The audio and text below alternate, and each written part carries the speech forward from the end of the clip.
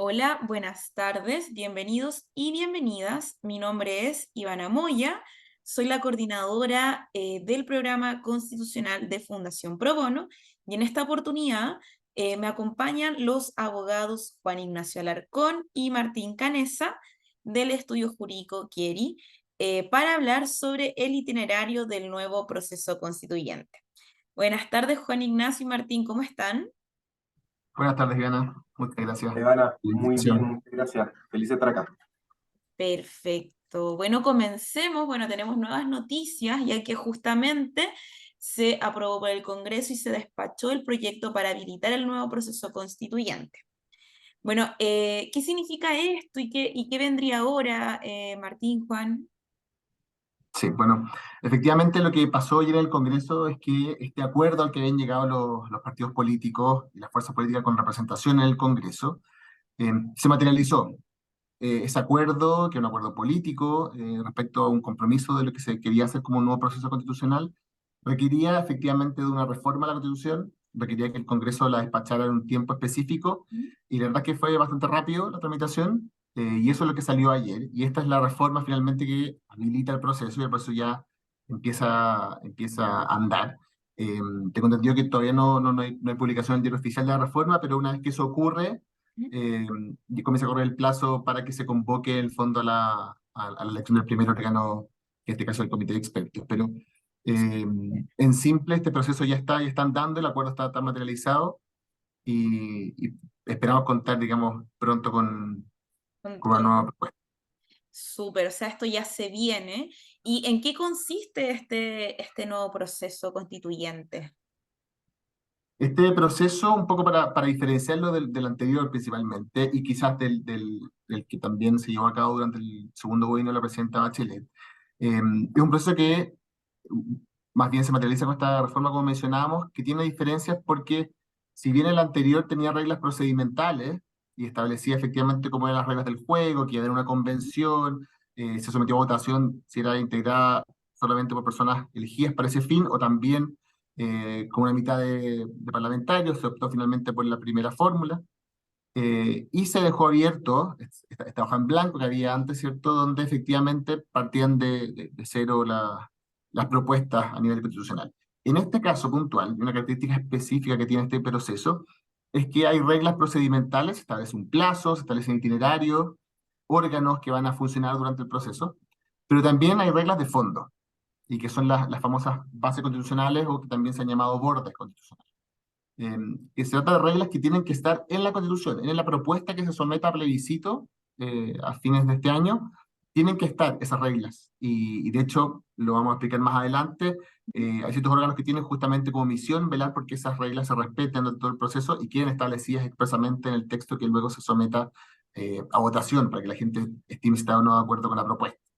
Entonces, es una característica, perdón, súper importante de este proceso y que lo diferencia de los procesos anteriores constituyentes. Perfecto. Y bueno, este proceso va a comenzar desde cero o van a adoptarse ciertos aspectos del proyecto anterior. Martín, Sí, la verdad es que no hay ninguna vinculación formal con el proyecto anterior. Como decía Juan, lo que sí hay son bases constitucionales que quedaron fijas. Y algunas de ellas, de hecho, son frontalmente contradictorias con lo que se había acordado por la Convención Constitucional y el proyecto que se rechazó en septiembre. Por ejemplo, queda fijada la bicameralidad con Senado y Cámara de Diputados propiamente tal. Eso está dentro de las bases constitucionales y eso era algo que se había modificado en la propuesta de la Convención Constitucional, que establecía una especie de bicameralismo asimétrico. Entonces, no solo no se toma formalmente nada del proyecto anterior, sino que algunas de las bases constitucionales son frontalmente contrarias a lo que la Convención Constitucional había acordado. Eso no quiere decir que las demás propuestas de la Convención no puedan estar sobre la mesa. Lo más seguro, y esto va a depender también cómo queda la correlación de fuerzas políticas en la elección de mayo, ¿no? Pero lo más seguro es que haya varias de las propuestas que estaban en la propuesta de nueva constitución que fue rechazada en septiembre, que igual van a ser, digamos, discutidas o tenidas, digamos, sobre la mesa, Pero lo mismo ocurre con las normas de la actual Constitución, las normas de la Constitución del 25, la del 33. O sea, pueden ser un insumo, sí, pero no lo son en un sentido formal ni obligatorio, y lo único que sí está fijo son las bases constitucionales de las que hablaba Juan Ignacio. Perfecto, o Exacto. sea, pueden entrarse a discutir, pero eso no quiere decir que van a estar plasmadas en este nuevo proyecto.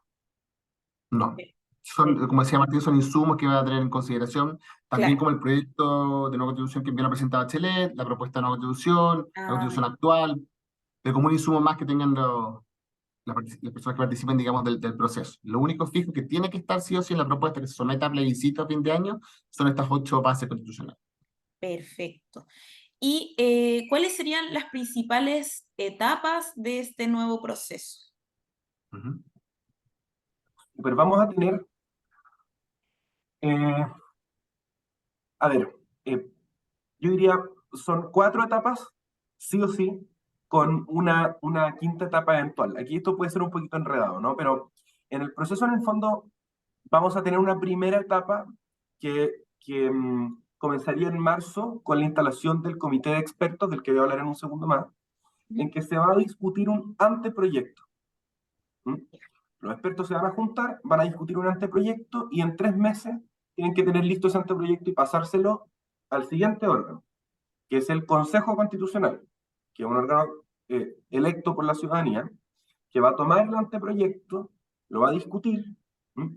Y en 4 meses eh, tiene que mandárselo de nuevo al comité de expertos para que el comité de expertos lo mire. Ya. Aquí el Consejo Constitucional, que es este órgano electo, va a poder modificar la propuesta de anteproyecto, ¿cierto? Digamos, aprobar las normas, etcétera, siempre por 3/5, ¿no? Y eventualmente le va a mandar este proyecto al comité de expertos para que haga una revisión, digamos, eh, que debiese ser más bien formal slash técnica, ¿no? Ya. Del contenido de la propuesta. ¿Ya? Y en el fondo, en ese momento, en la tercera etapa, el comité de expertos le va a hacer propuestas de vuelta al Consejo para mejorar estos aspectos. ¿Ya? Ya. Eso es entonces la tercera etapa. Primera etapa, los expertos discuten el anteproyecto. Segunda etapa, el Consejo Constitucional elabora la propuesta de nueva constitución. Tercera etapa, el comité de expertos le hace propuestas al Consejo Constitucional para mejorar aspectos que debiesen ser de índole más bien técnica, formal. Mm. Eh, y aquí viene la cuarta etapa eventual, y Ya. es que cuando le devuelvan estas propuestas, podría producirse podría ocurrir que estuvieran de acuerdo y se aprobaran por 3/5 las propuestas de modificación que le mande el comité de expertos al Consejo Constitucional, y en ese caso se aprueban y se mandan como proyecto nueva constitución.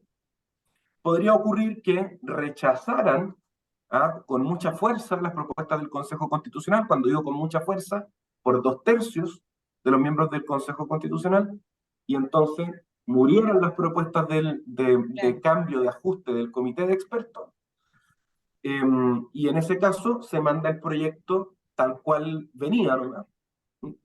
O la tercera alternativa, y esta es lo que podría ocurrir, digamos, que,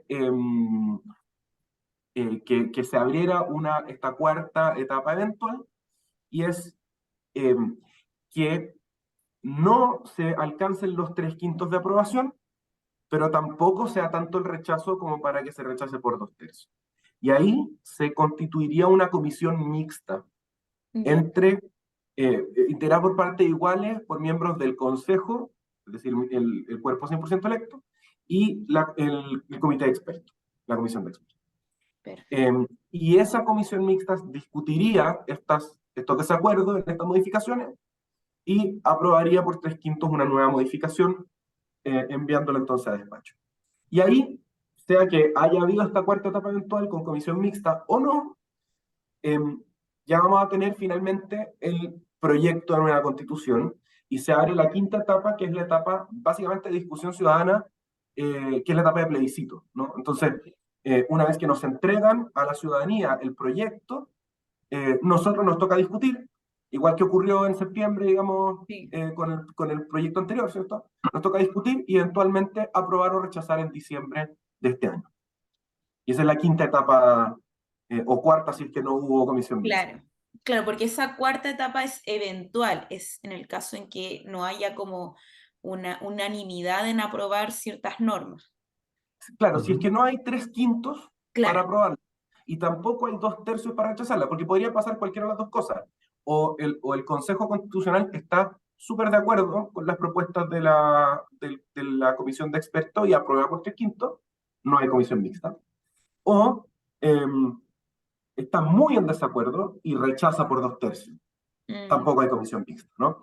Ahora, esto puede pasar con distintas normas, o sea, puede que haya 10 propuestas que se aprueben por 3/5, 20 que estén en este limbo y que generen comisión mixta, y 5 que se rechacen por 2/3. Podría perfectamente ocurrir, ¿no? ya, Si al menos una propuesta cae en el limbo entre los 3/5 de aprobación y los 2/3 de rechazo, hay mixta. ya. Entonces, es bien probable que tengamos esa etapa. Sí, Mm. sí, es bien probable.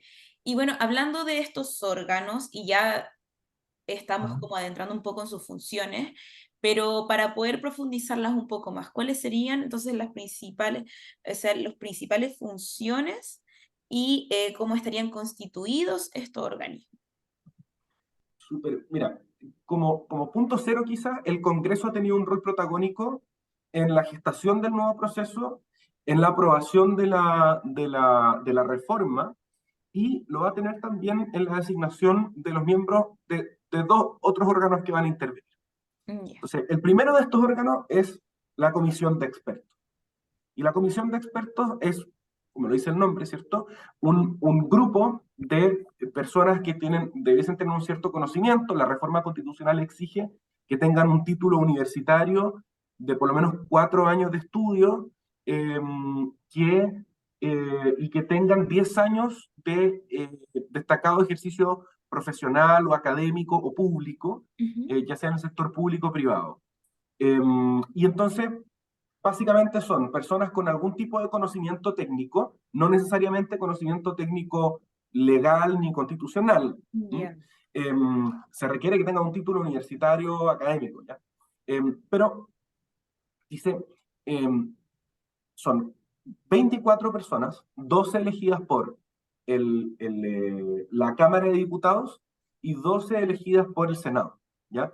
Em, que en teoría, dice la norma, ¿cierto? Dice que debiesen representar la diversidad de eh, posiciones políticas y partidos con representación política y fuerzas políticas en cada una de las cámaras, ¿no? Entonces debe ser una cierta proporcionalidad y van a ser designadas entonces por las cámaras por 4/7 de los votos. Entonces se va a juntar la Cámara de Diputados en una sesión de pleno y va a decidir a qué personas va a nominar, ¿ya? ya, ¿Qué es lo que probablemente ocurra? Ya está ocurriendo, ¿no? Que la Cámara y en el Senado lo mismo, ¿no? Se pueden empezar a generar una especie de pactos entre distintas fuerzas políticas para que exista efectivamente esta proporcionalidad en la designación. Y eventualmente, acordada la nómina, se somete a aprobación del Pleno y esa aprobación tiene que alcanzar 4/7. ¿Mm? Lo mismo en el Senado. El Senado va a tener también su propia votación y va a elegir a estos 12 integrantes. eh, y entonces se conforma el Consejo por 24 personas designadas por el Congreso, 12 por la Cámara, 12 por el Senado. mitad y Eh, mitad al final. Efectivamente. Y, y, y como decía, designadas en votación interna, digamos, de cada una de estas cámaras, por supuesto con publicidad, etc. Y estas personas empiezan su trabajo, como te decía, en marzo, y Ujú, su pega es redactar un anteproyecto. perfecto. ¿Mm? Luego, hay un segundo órgano, que es el que entra en escena, ¿cierto? En junio, probablemente, después de la elección que va a ser en mayo, y es el Consejo Constitucional. El Consejo Constitucional lo vamos a elegir todas y todas las ciudadanas de Chile, eh, a través de una elección que se va a producir en mayo, bajo las reglas de la elección del Senado. ¿Ya? Este Consejo Constitucional o va a estar integrado por 50 personas o más. Ahora explico exactamente por qué. Ya. 50 personas porque ese es el mínimo. Como se elige bajo las reglas del Senado, se va a elegir con circunscripciones senatoriales, etc. ¿Ya? Y em, em, en el fondo cada uno va a ir a votar de nuevo, como vota en el Senado, ¿no es cierto? La circunscripción territorial, por los mismos escaños que reparte cada una de las circunscripciones de acuerdo con las reglas de elección de los senadores, etcétera, etcétera. O sea, se va a someter de acuerdo a las elecciones de los senadores. Efectivamente. Las mismas reglas, efectivamente. El número de senadores que hay por región, que eso va variando determinadamente por población, etc. Exacto. Y aquí en el fondo, a diferencia de lo que ocurrió en la elección anterior de convencionales, los partidos políticos vuelven a tener un poquito la batuta del proceso porque ya no existen listas de independientes propiamente tales, sino que posibilidad de inscripción de independientes bajo listas de partidos políticos. Luego, son 50 con posibilidad de que sean algunos más porque va a existir también la posibilidad de que se elijan escaños para pueblos originarios. Ahora, a diferencia de lo que ocurrió en la elección anterior, el número de escaños que elijan los pueblos originarios es indeterminado y se va a dar en proporción a la votación que obtenga la elección completa de pueblos originarios. Inmediatamente voy a explicar. La regla es que, de acuerdo con cuántos votos se emitan en la elección especial de escaños reservados para pueblos originarios, en proporción a esos votos haya un cierto número de escaños. De hecho, la regla dice que en el fondo, si la elección especial de escaños reservados de pueblo originario obtiene un 1,5% de los votos de la elección total, considerada como en su globalidad, se elige un escaño reservado. Si obtiene 3,5, se eligen 2 representantes del pueblo originario. Y así cada vez que vayan subiendo 2%, se va agregando un escaño. Claro. ¿Ya? Cuando no hablas de escaños reservados es como asegurar un puesto dentro del... Efectivamente. Es como, esto es básicamente otro distrito, otra circunscripción, donde va a haber que una circunscripción nacional, ¿cierto? Todas las personas que pertenezcan a pueblos originarios y que así deseen van a votar en esa elección donde hay una sola gran elección, y que es uninominal además, no hay lista. Pero, en el fondo, es como que tuviésemos un distrito adicional, ¿cierto? Pero en este caso no sabemos cuántos asientos, cuántos consejeros va a repartir ese distrito. ¿Cómo lo vamos a saber? Lo vamos a ver una vez que abramos la urna, contemos los votos y sepamos cuál es la proporción de gente que votó en ese distrito especial, ¿cierto? En comparación con la que votó en todos los demás distritos. Perfecto. Entonces, si votó más de un 1,5% o más, un escaño. 3,5, 2 escaños. 5,5, 3 escaños y así sumándole 2% y 2%. Claro. ¿Y esto va a ser dentro de la misma elección del Consejo o una elección aparte? Es la misma elección en el sentido de que es el mismo día el que vamos a ir a votar. Perfecto. Pero es una elección aparte porque es una cédula diferente. Entonces, esto básicamente va a funcionar así. Se van a ocupar los mismos registros de electores indígenas que se ocuparon para la elección del 2021, actualizados, ¿ya? Eso significa que entran los registros que tiene la CONADI, los registros de calidad indígena, hay una serie de factores, incluso como hay algunos registros de apellidos indígenas que tiene el registro civil que se utilizan para confeccionar el padrón de la elección de escaños indígenas, ¿ya? De escaños pueblo originario. Entonces, va a haber un grupo de personas que va a estar en este padrón y que va a poder, el día de la elección, va a poder elegir si pide la cédula, digamos, de la elección de su distrito, de su circunscripción senatorial, es decir, que vota con los demás, o si pide la cédula de la elección de los pueblos originarios. ¿Ya? Entonces, esas personas van a estar habilitadas para tomar una decisión ese día, pero tienen que elegir, tienen que decidir. que votan en la elección general o la de los escaños de pueblo originario. Perfecto, Eh, Eso, no pueden votar dos veces, obviamente. ¿Ya? claro. Y así es como en el fondo se produce el padrón primero y luego la participación. Y por eso es indeterminado. El diagnóstico fue que en la elección anterior no votó, digamos, todas las personas que estaban registradas como indígenas en el padrón de la elección de escaño reservado, y eso habría producido algún tipo de distorsión en la representación. Entonces dijeron, bueno, veámoslo, dejémoslo indeterminado y veámoslo cuando se abra la urna y contémoslo.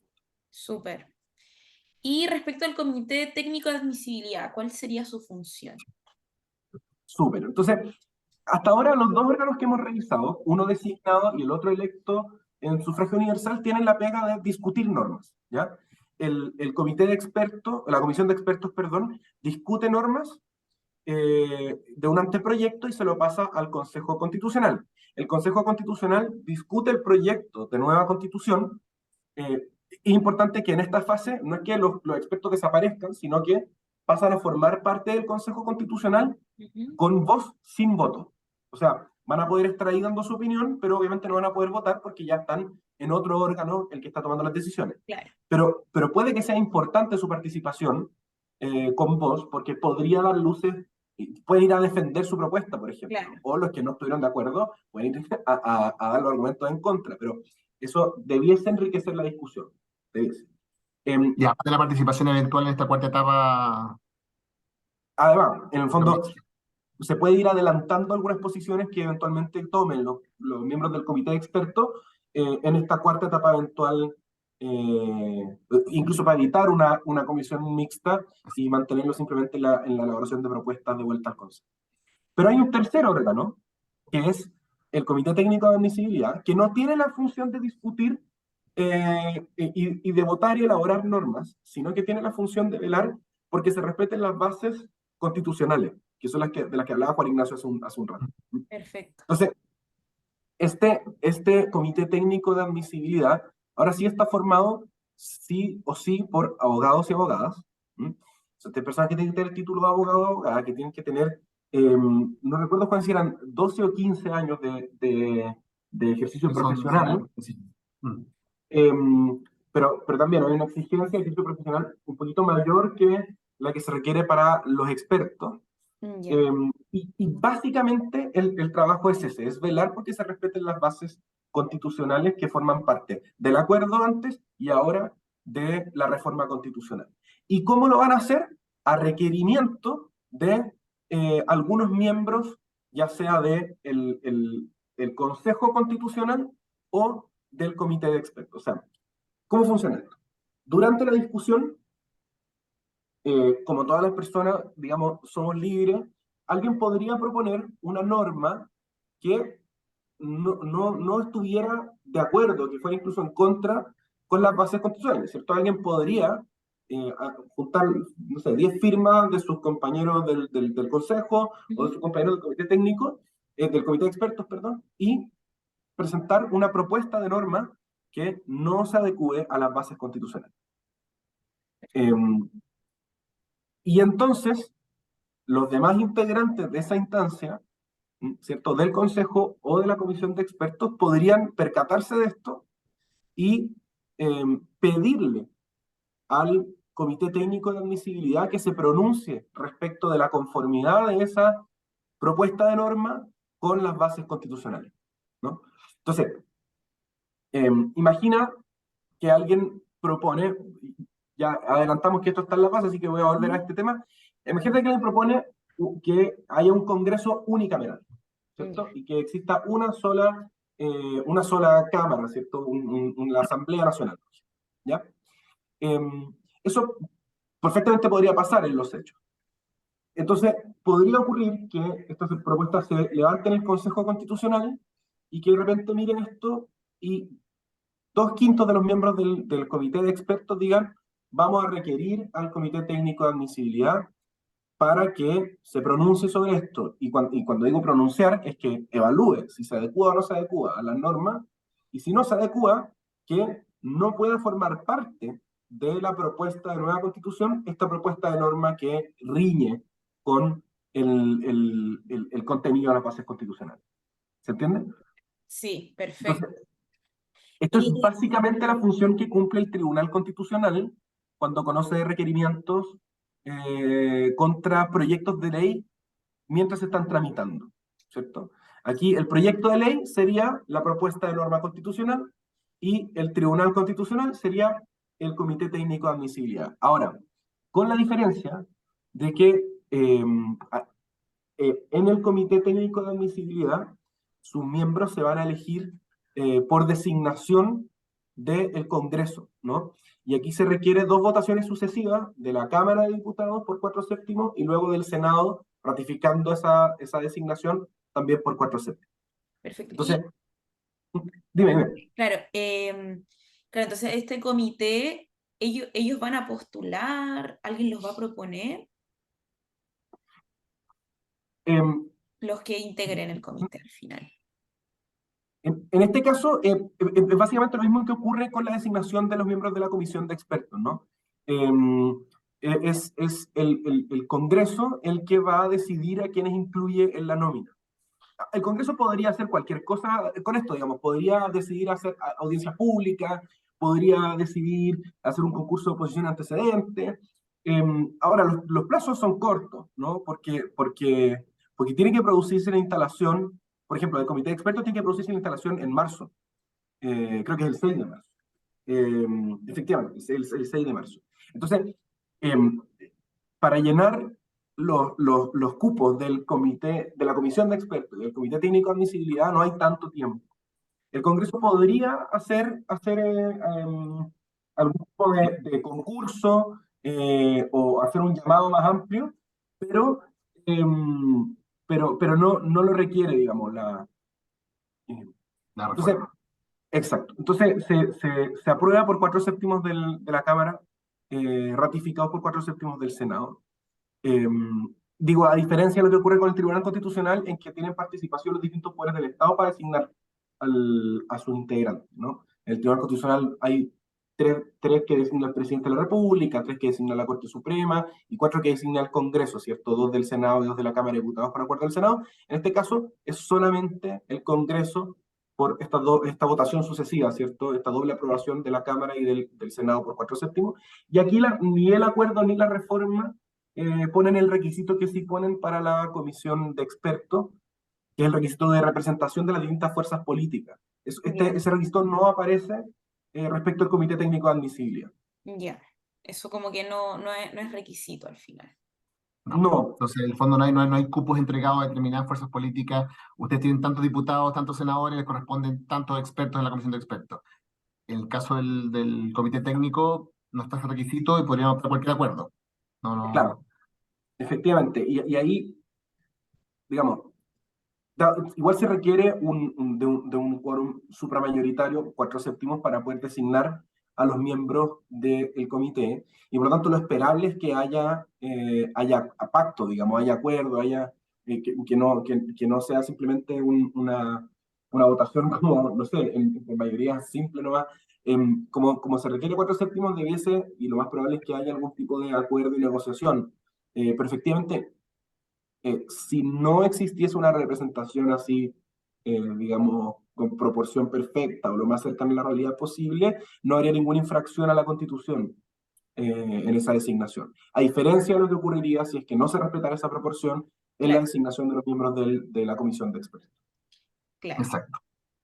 perfecto. Ahora, completando un poco lo que decía Martín respecto de la función de este último órgano que mencionábamos, del comité técnico y de las famosas bases constitucionales, Ujú. ¿cuáles son estas bases? Digamos, a grandes rasgos y un poco, también lo mencionábamos, son bases que en el fondo, como es un acuerdo político, nacen como reacción a los temas más polémicos que tuvo el proceso pasado, o los Ya. que levantaron más cuestionamientos por parte de ciertos sectores, Ujú. y que tienen que ver, por ejemplo, con el Estado unitario. Aquí se ha establecido que Chile es un Estado unitario y descentralizado. Entonces, ya a raíz del cuestionamiento que hay respecto al Estado regional que establecía la propuesta anterior. Lo que decía Sí, Martín respecto del bicameralismo. Se ha establecido que hay 3 poderes del Estado, poderes del Estado, ya el sistema de justicia queda afuera, eso, hay un poder judicial con una unidad jurisdiccional, ¿cierto?, respecto de sentencias judiciales y el respeto de sentencias judiciales firmes y ejecutoriadas. Hay un poder legislativo con dos cámaras, se llama Cámara de Diputados, Diputadas y Ya. Senado. Ese tipo de cosas quedan absolutamente establecidas por regla y son las que tiene que cuidar justamente este tribunal. O sea, hay un reconocimiento de los pueblos indígenas, pero se les reconoce como parte de una sola nación que constituiría Chile como una nación única e indivisible. Eh, Hay un límite de la soberanía que está en los derechos humanos reconocidos en tratados internacionales ratificados por Chile. Hay reconocimiento constitucional de ciertos órganos, se menciona a modo de ejemplo, que están como el Banco Central, el Servicio Electoral, el Ministerio Público y la Contraloría. Igualmente, el respeto y cuidado por la naturaleza, ¿cierto? Y la biodiversidad, que es un elemento que se rescató de la propuesta anterior. Claro, Ciertos derechos fundamentales expresamente consagrados, porque se hablan de derechos fundamentales en general, pero se dejaron algunos como que expresamente tienen que estar, como el derecho a la vida, la igualdad de la ley, el derecho de propiedad, etc. Eh, pero esos son un poco los famosos bordes, como buscar o derechos que no bases que van a podemos tener tocar. que no se pueden tocar, que son reglas de fondo, al final van a tener que estar en Claro. el texto sí o sí y en esa forma, digamos. Y si hay alguna norma, como explicaba Martín bien, que pueda entenderse que va en contradicción con alguna de estas bases, va a tener que pronunciarse el Comité Técnico de Admisibilidad a requerimiento de alguna de las partes. Sí, y es interesante que en el fondo como las bases de las que hablaba Juan Ignacio, no solamente son bordes en un sentido negativo, es decir, no solamente le dicen al Consejo Constitucional qué es lo que no puede hacer, sino Claro. que también le dicen qué es lo que positivamente debe incorporar en la propuesta constitucional. Mm, La competencia del Comité Técnico de Admisibilidad no es solamente para propuestas de norma constitucional que vayan en contradicción, sino también propuestas que omitan cosas que las bases constitucionales sí requieren. Entonces, en este sentido, en el fondo podrían, yo decía, se parece mucho a lo que hace el Tribunal Constitucional, sí, porque si hay una norma que se opone a lo que las bases dicen, en el fondo esa propuesta se va a tener como no presentada, ¿no?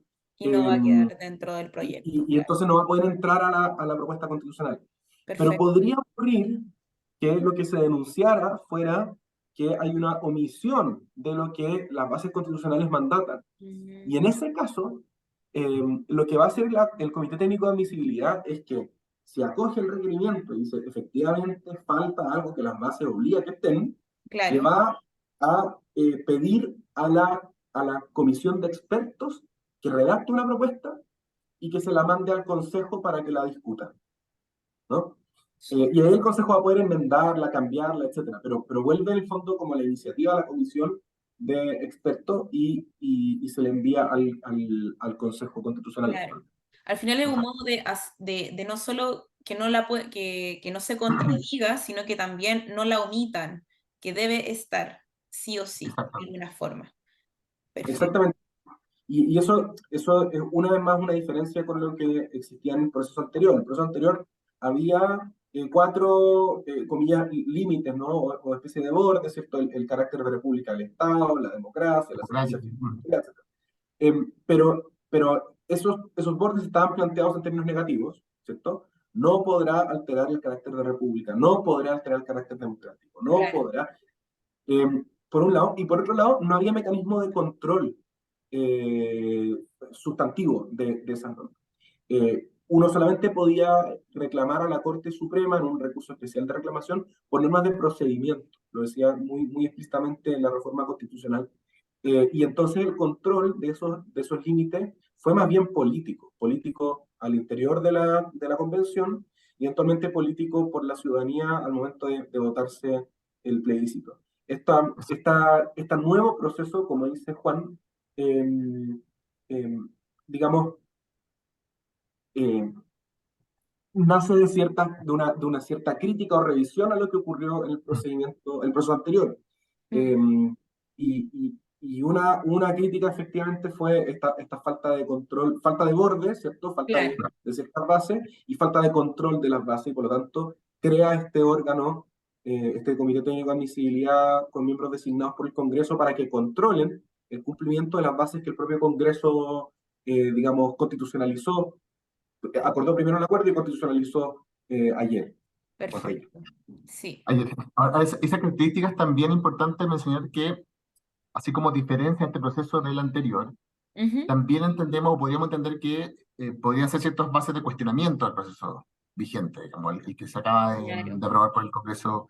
En términos de legitimidad, por ejemplo, aquí, a diferencia del proceso anterior, hay, como decía Martín, hay ciertos órganos designados directamente por el Congreso Nacional, hay un fuerte impulso desde el Congreso, no solamente desde la ciudadanía, no es 100% electo, hay solamente un Consejo Constitucional que es electo por la ciudadanía, pero hay una comisión de expertos elegidas por el Congreso, hay un comité técnico de admisibilidad elegido por el Congreso. Entonces, es una diferencia fundamental del proceso anterior, pero también puede representar una fuente de cuestionamiento.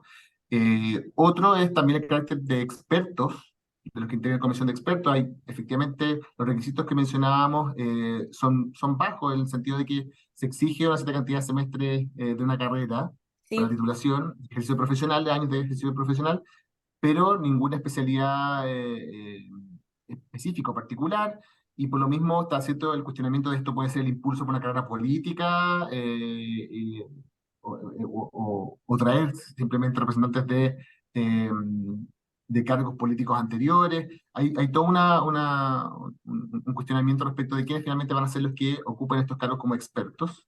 claro. Y por cierto, el plebiscito ratificatorio, que es en diciembre de este año, eh, Nos con quiere decir este plebiscito? ¿Qué va a suceder si se aprueba, se rechaza? las consecuencias, la verdad que no están delimitadas en la reforma, como tampoco están en el acuerdo, respecto de qué ocurre si se rechaza la propuesta. Entenderíamos que el proceso termina ahí, de Ya, acuerdo a lo que señala la reforma, pero si es aprobada efectivamente, contaríamos con un nuevo texto constitucional. Pero lo que está por verse es efectivamente la participación. Es un plebiscito que cuenta con voto obligatorio, y ujú, por tanto debiera concurrir una gran cantidad de gente a las urnas a pronunciarse respecto a la propuesta, pero es algo por verse, digamos, es muy difícil poder eh, desde antes pensar en cómo se va a dar la votación y la participación ciudadana. claro. Habrá que ver, esto va a ser a fin de año, ¿no? El 17 de diciembre me parece que es la fecha del plebiscito ratificatorio, y sería Ah, la ok, última instancia. 17. Este año, en el fondo, tenemos elección de miembros del Consejo Constitucional en mayo, el 7 de mayo, y ¿Ya? luego el 17 de diciembre votamos si nos parece o no la propuesta que salga de estos tres órganos. Ahí habrá que ver cómo irá todo esto, cómo también irá si es que hay una nueva, cómo es el proceso de implementación, todo eso me imagino que está bien difuso, ¿no? ¿Cierto? Exactamente. O sea, seguramente va a ocurrir lo mismo que ocurrió con la propuesta que se rechazó en septiembre, que la misma propuesta incorporaba una serie de artículos transitorios, que son básicamente normas que están ahí para guiar el proceso de cambio, ¿cierto? De una Perfecto, constitución a otra. Eh, sí. entonces, entonces, claro, lo que ocurre cuando se aprueba es que después de un cierto tiempo, cierta publicación, entra en vigor la nueva constitución. Ya. Pero obviamente eso, las constituciones previenen que no es tan sencillo, ni rápido, ni evidente cómo se produce la continuidad o los quiebres institucionales.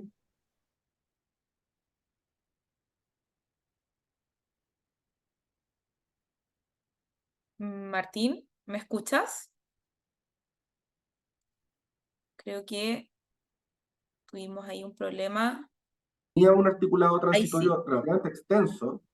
Me eh, había- No sé si puedes volver a repetir un poco lo anterior, que se pegó un poco la conexión. sí, por supuesto, decía simplemente que eh, en la propuesta constitucional sin duda que van a venir artículos transitorios que Perfecto. van a permitir que el paso de una a otra constitución sea lo más ordenado y lo más, digamos, suave posible, ¿no? Que no se produzca ningún quiebre fuerte. eh, Perfecto. y así fue, digamos, así fue con la propuesta que se rechazó en septiembre, que tenía un articulado transitorio relativamente extenso, entre Sí, otras cosas porque habían hartos cambios también institucionales, entonces tenía que prevenir qué es lo que ocurría con el Senado, cómo se transformaba, digamos, la Cámara de Diputados en la Cámara de Diputadas y Diputados, qué ocurría con el Tribunal Constitucional, una serie de cuestiones, ¿no? Entonces, es indudable que eso va a estar, no porque lo exija la reforma constitucional actual, sino porque lo exige, digamos, la viabilidad de un proyecto de nueva constitución. Súper. Entonces, yo ahí creo que habrá que ver si esas decisiones de los transitorios son más o menos acertadas, son más o menos prudentes, permiten tiempos suficientes de adecuación o no, pero de que van a estar, porque yo creo que a nadie hoy día se le ocurriría aprobar un texto de nueva constitución sin Sí. haber previsto antes cómo se produce esa transición. Especialmente porque simplemente cuando se apruebe y se publique, entra en vigor la nueva. Entonces, algo tiene que decir la nueva inmediatamente respecto de este primer periodo de adaptación. Perfecto, bueno, ahí estaremos viendo entonces cómo se irá dando todo este proceso. Y bueno, quiero agradecerles por su participación, por ayudarnos a entender este nuevo proceso y sus distintas etapas. Y también a todos nuestros seguidores, contarles también que vamos a seguir generando estos espacios donde vamos a poder informar y conversar sobre el nuevo proceso constituyente para que estén atentos a nuestras redes sociales y en el canal de YouTube. Así que muchas gracias y nos estaremos viendo en otra próxima instancia. Muchas gracias, Ivana, por la invitación a participar. Sí, gracias a ustedes. Que estén muy bien. Chao. Luego. Chao.